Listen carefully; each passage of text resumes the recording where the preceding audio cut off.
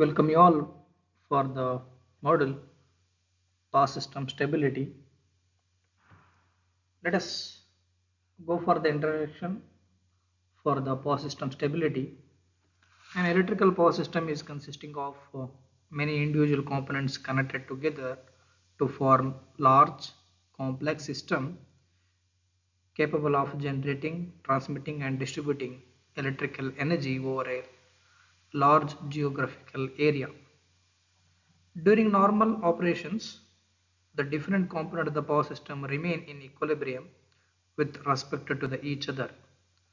However, during disturbances, considering short circuit fault, loss, loss of large generating units, drastic change in the load, the different components of the power system may not remain in equilibrium with respect to each other. Even under these circumstances, the expectation is that the power system should operate satisfactorily and successfully meet the load demands. It means that the system should remain in stable. Traditionally, the stability problem has been one in maintaining synchronous operation of the system. Hence, the term stability can be interpreted as maintenance of synchronism in the power system. Since we know that the power system rely on the synchronous machines for generation of electrical power, the main requirement for the reliable operation of the system is to keep the synchronous generators running in parallel and with an adequate capacity to meet the load demand. So when the synchronous machines are electrically tied in parallel, they must operate at the same frequency. That is, they must all operate at the same speed. So which is called the synchronism. So there are necessary condition for the satisfactory power system operation is that all synchronous machines should remain in synchronism. A major disturbances upsets the balance between mechanical input and electrical output of the generator with respect to the results, that some generators may accelerate while other may decelerate. Thus, there is a possibility of machine may fall out of the steps.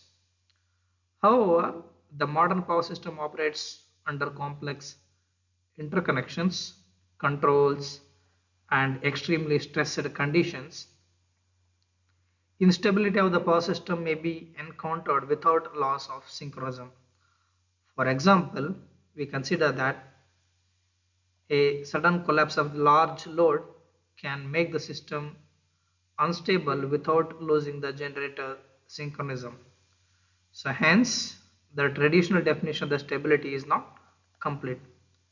So there was a change in the definition by IEEE Power System Dynamic Performance Committee have proposed the definition that power system stability is nothing but the power system stability is the ability of an electric power system for a given initial operating condition to regain a state of operating equilibrium after being subject to a physical disturbances, with most system variable bounded, so that practically the entire system remains intact.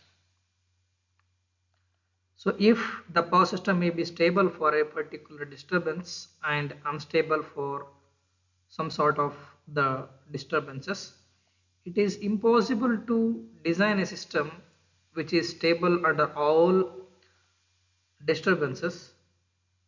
The power system is generally designed to stable under those disturbances which have a high degree of occurrence.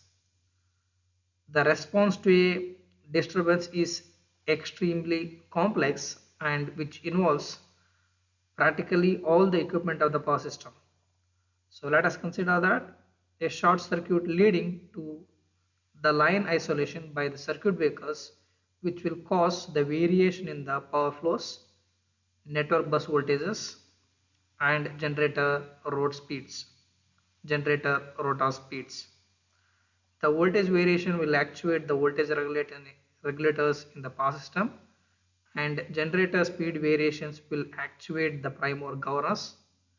The voltage and frequency variation will affect the system loads. So during the stable system, practically all generators and loads remain connected, even though part of the system may be isolated or preserve bulk operations. On the other hand, in unstable system condition could lead to cascading outages and a shutdown of the major portion of the power system, possibly leading to massive blackout. The objective is to that the overwave of the power system stability phenomenon.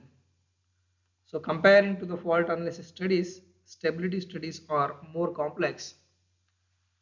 Okay. So let us understand what are the classification of the stability. So let us understand the classification of stability. Before that, there is a definition.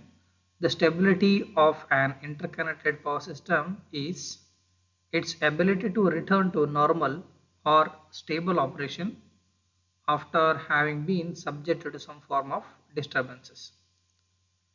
So under these things, we are going to analysis under different circumstances. So that is nothing but transient, dynamic, and steady state stability. Generally, the transient stability is analyzed by using first swing. So here we are considering a simple generator model without considering any control system. So other than this first swing, we will consider the multi-swing operation. Then for the dynamic stability, we will do modeling of excitation and turbine governing systems. And next we have steady state stability. Here we are considering that constant voltage source. So this is the block diagram, gives the overall classification and the description of the categories and the subcategories. So generally the power system stability is consisting of three different parts, that is rotor angle stability, frequency stability, and voltage stability. So in rotor angle, this is subject to a small disturbance and transient stability. Okay, and this is considering for short term duration. So we have to control the rotor angle within a short span of time. Then we have frequency stability.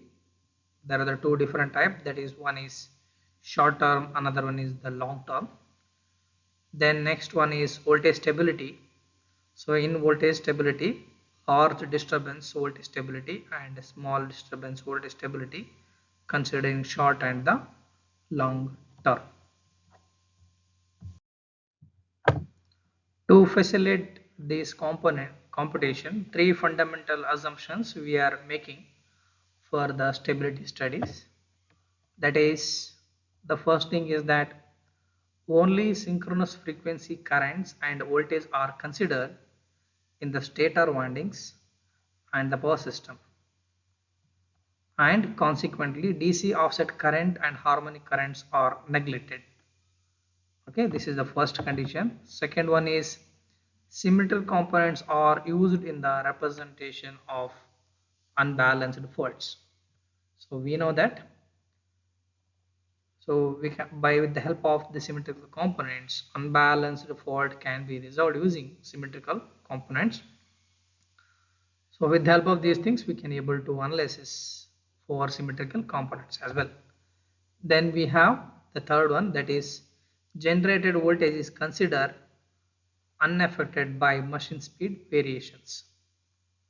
So we know that always depending upon the output voltage, the machine speed will variations, but here this is one of the assumption that without affecting that the generated voltage is unaffected.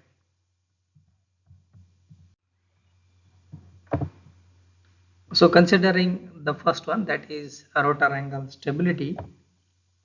So under steady state condition, there is a equilibrium between mechanical input and electrical output of the generator, and its speed remains constant. So there is a major disturbance upsets this equilibrium and the generator accelerates according to the motion of the rotating body. So the rotor angles will be under wide range of the variation, and this process the synchronous of the system gets affected.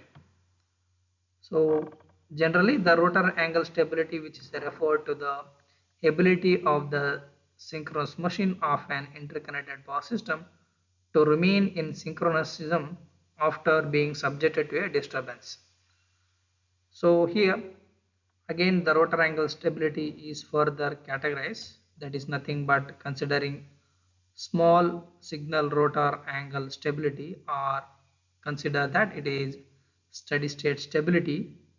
So it is nothing but it is the ability of the power system to remain synchronism under small conditions. So what will happen in this condition is that stability depends on the only initial operating state of the system and not on the disturbance. So these such kind of the disturbance occur on a system because of the small variation in load, and generation instability may result in a non-oscillatory or periodic increase of the rotor angle, or there is a possibility of increasing amplitude of the rotor oscillation due to insufficient damping. So that's what the non-oscillatory or a periodic increase of the rotor angle. This is instability is largely eliminated by using modern fast acting voltage regulators, and second form is instability is more common, that is nothing but increasing amplitude of the rotor oscillation due to insufficient damping. So generally the time frame of small signal stability is the order for 10 to 20 seconds after there is a disturbance occurs. The second one is we have large signal rotor angle stability, or generally we'll consider it is transient stability. So this is referred to the ability of the power system to remain synchronism under subject to a large disturbance. That is nothing but that's a sudden, means a large is nothing but a transient. So such kind of the disturbance can occur due to the load change or heavy switching operations or loss or generation of the fault in the system. So this may last only for few cycles, hence the study period of the interest is usually limited to 3 to 5 seconds following the disturbance. The system response, which involves large exertion of the generator rotor angles. So transient stability depends both on the initial operating point and the disturbance parameters like location, type, magnitude, etc.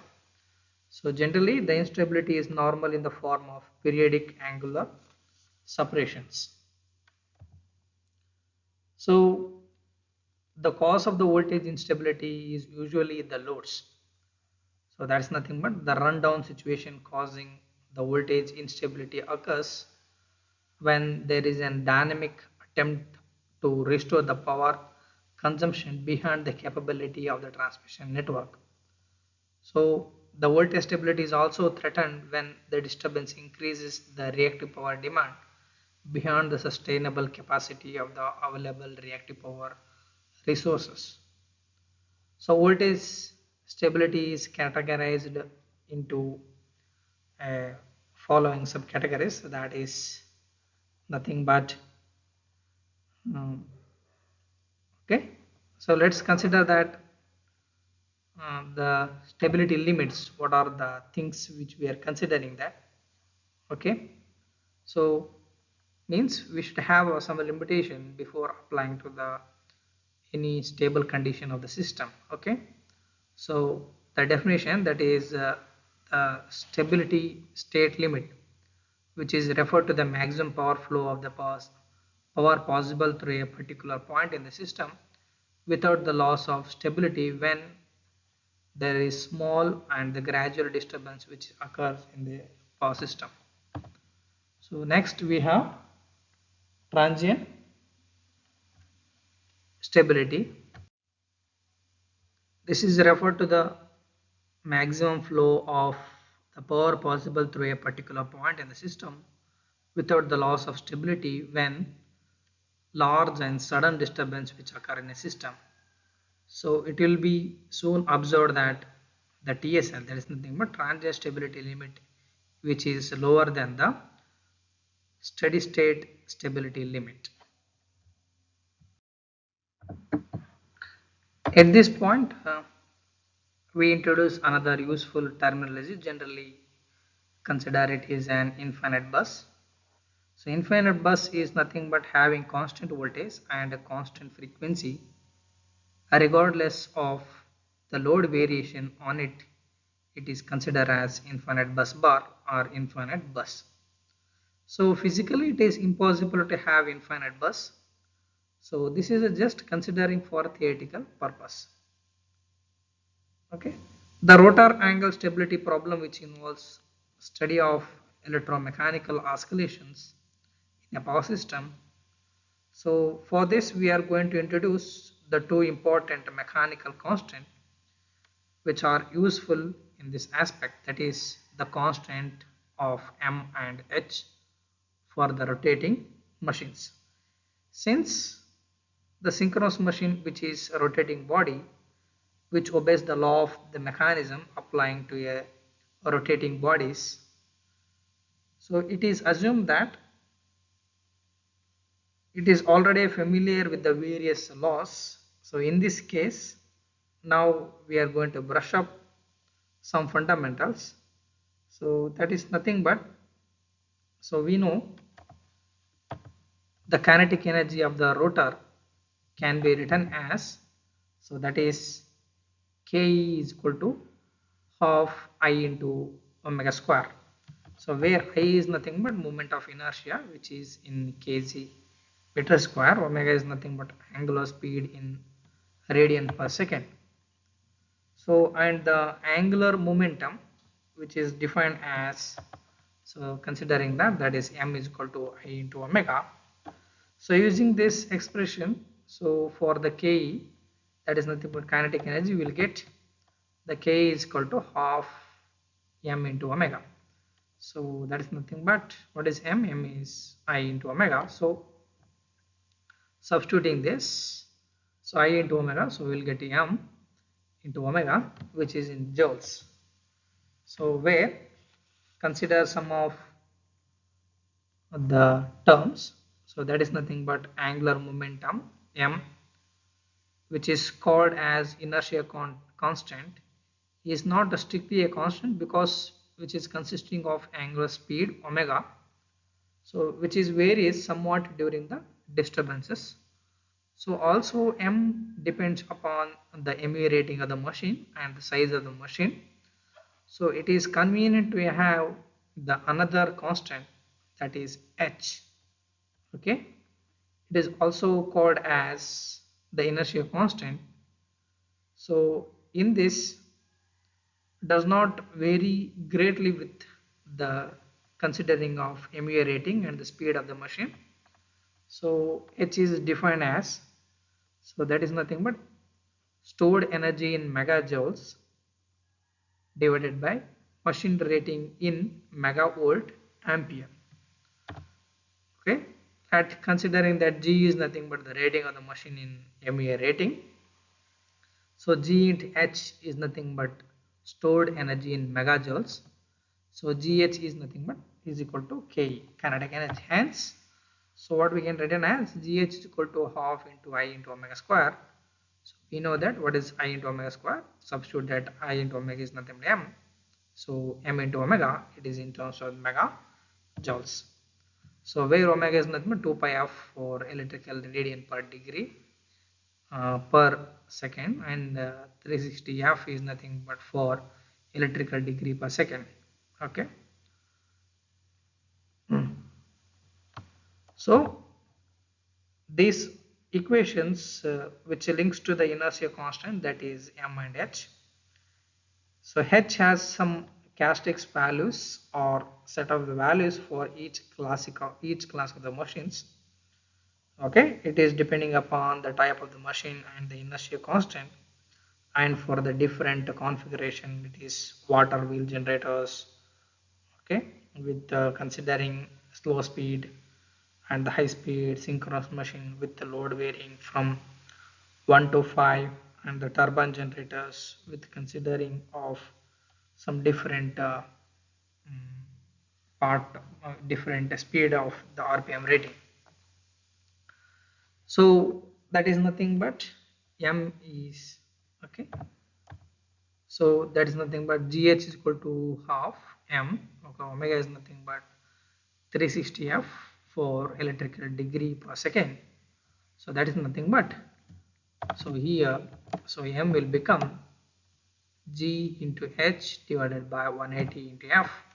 So int is important. So that is megajoule second per electrical degrees. So in modern power system, we have many interconnected generating situations. Okay, each with having several generators and many loads.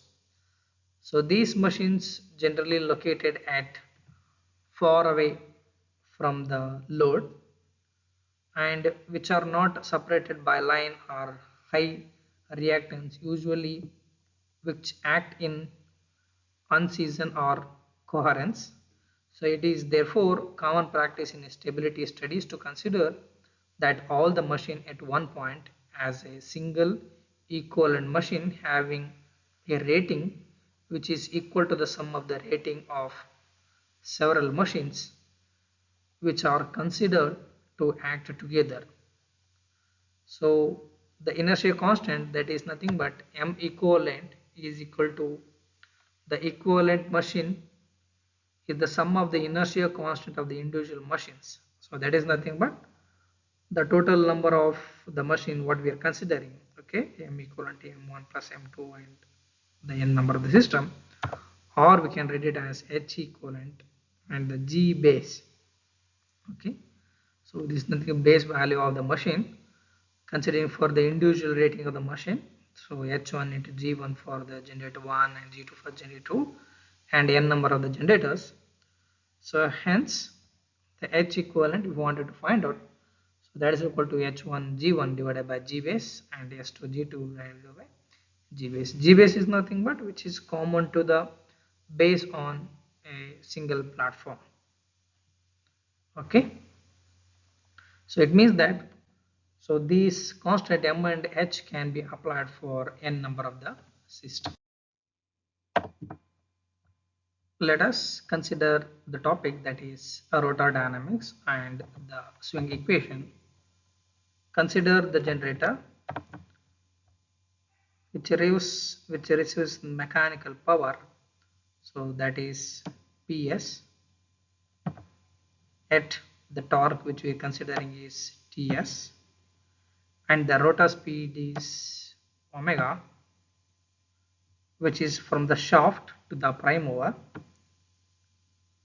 It delivers the mechanical, it delivers, there is an electrical energy, so that is nothing but the torque which is developed is T to the power system via bus bar. So generator will develops the electromechanical torque, that is T, which is opposite to the TS value. Okay, so when these torques are equal, the rotor would be in stable running position at synchronous speed. So it would be necessary to check the phase synchronization with the grid bus. So once the synchronization is achieved, it is possible to connect this generator to the system bus. So at this time we can consider that the generator which is in synchronous with a grid bus system. So when there is the torque difference between these two, resultant torque will accelerate the rotor of the generator, assuming that winding and the frequent losses to be negligible. So hence the accelerated torque of the rotor, which is given as Ts minus Te. Okay, so consider that this is equation something 1. Okay, on equation 1, then multiplying by omega on the both side for this equation 1, so that is nothing but omega into Ta is equal to omega into Ts minus omega into Te. So where omega into T is nothing but Pa, this is considered as accelerating power, and omega into Ts is nothing but the mechanical power input, and omega into T is nothing but Pe. This is the electrical power output, assuming that power loss is negligible, and therefore so Pa is equal to Ps minus Pe. Call this is equation as 2. Okay, and so we know that under steady state condition Ps is equal to P, so that the accelerated torque is going to be 0. So when the balance between the Ps and the T is distributed, so then the machine dynamics, which is given as Pa is equal to Ta into omega, we know that Pa is equal to Ta into omega, so that is nothing but we can write it as I into alpha into omega, so that is nothing but m into d square theta divided by dt square. Call this equation as 3. Okay, so where the alpha is equal to d square theta by dt square, which is the angular acceleration of the rotor. So since the angular position of the rotor is continuously varying with the time, it is more convenient to measure the angular position and the velocity with respect to the synchronously rotating axis. So that is the figure which is shown here. So this is the reference rotating axis, and considering that this is the theta between the reference and the rotor field, and this is the delta value. So from this what we can write it as delta is equal to, can be written as theta minus omega naught into T. Omega naught is nothing but is a reference, and this is the theta value. So where omega naught is nothing but angular velocity of the reference rotating axis. So generally this is nothing but a rotor angular displacement with respect to the stator field. So taking that the equation, okay, this is the 4, okay, equation 4. So what we can write is differentiation for this value, that taking the time derivative, we can read it as d delta divided by dt is equal to d with respect to t, okay, d theta by dt minus omega naught, and the second derivation means second differentiation, we can write it as d square delta divided by dt square is equal to d square theta divided by dt square. So combining combining 2, 3 and the 4 equation can be written as, okay, considering 2, 3 and 4. So m into d square delta divided by dt square is equal to Pa, so that is equal to Ps minus Pe. Okay, so from using the equation 1 in terms of the inertia constant, H can be written as, so gh by 180f into d square delta divided by dt square, okay, is equal to, means is equal to Pa, that's we know that Pa is equal to Ps minus Pe. See, already we had defined the value of the g, So that is nothing but the rating of the machine, which is in MVA. Hence, if we divided both the sides by G, okay, that is nothing but a rating. So we'd be setting, means we will be getting the value of the PS and the PE in terms of the per unit values. So that is nothing but H by, okay, G is the base value of the MEA rating, okay, by 180 of d square delta divided by d square, we will get PA is equal to PS minus PE in, this is in the per unit values, okay. So whatever the equation, you can consider that this is equation is 5, okay, and so this is the equation as 6, okay. So these are called as a swing equation. So what do you mean by swing equation? As which is going to describes the relative motion of the rotor with respect to the stator field as a function of the time. So that's nothing but we'll call it as a swing equation, or in other words, it is the fundamental equation which governing the rotor dynamics of the synchronous machine.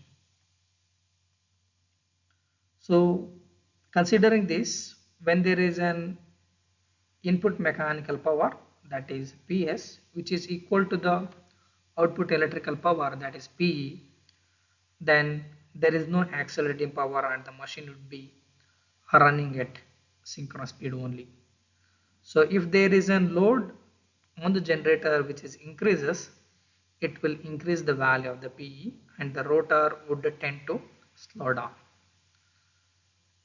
The slow action would be sensed by the speed governors, and it would be increasing the mechanical input, that is generally considered as PS, to bring the rotor back to the synchronous speed. So in same way, the reverse would be the case when there is an electrical load which is reduced. So when there is an electrical power which is reduces, the excess mechanical input power would tend to accelerate the rotor. The speed which is governed would sense this acceleration and would reduce the power input to the generators. So this is automatically bring down the rotor speed. Hence the reduction or increase in the speed will continue till the synchronous speed which is reached. So the ultimate aim is to that we know. So this should work at synchronous speed. So here and there, if there is any mismatch, it is the function of the rotor, that is nothing but the regulators, to maintain the system is in equilibrium condition. So let us consider that the swing curve. So it is observed that the swing equation is an second order differential equation. The solution of the swing equation, which is gives the relation between the rotor angle, that is delta, as a function of the time. The plot of the the delta versus t is called as swing curve. The exact solution of the swing equation is, however, very lengthy process. So normally it is solved in digital computers using step-by-step method or employing some numerical solution techniques like Euler's method, Runge-Kutta method. So these methods are not discussing here, okay. The swing curves provides the information regarding the stability of the system. So in case of the delta, the rotor angle increases continuously with the time. The system will be transiently unstable. So as the machine continues to accelerate and does not reach a new state of the equilibrium, in multi-machine system, such machine will pull out of the steps, and there is a possibility of losing the synchronism with respect to the other machines. So when if it reaches the maximum and start decreasing, it shows that the system will not be lose the stability, since the oscillation will be will will be damped out with respect to time. So it means that there is a critical point at this time we could able to bring back. So hence the system, there is a possibility of coming back to stable. If you don't have the controllability, then there is a possibility of it may lose the synchronism, and there is a possibility that the system may unstable. So it is the information, that is delta with respect to t is the very information value which is required to operate the number of the generator which are connected in parallel under synchronous condition.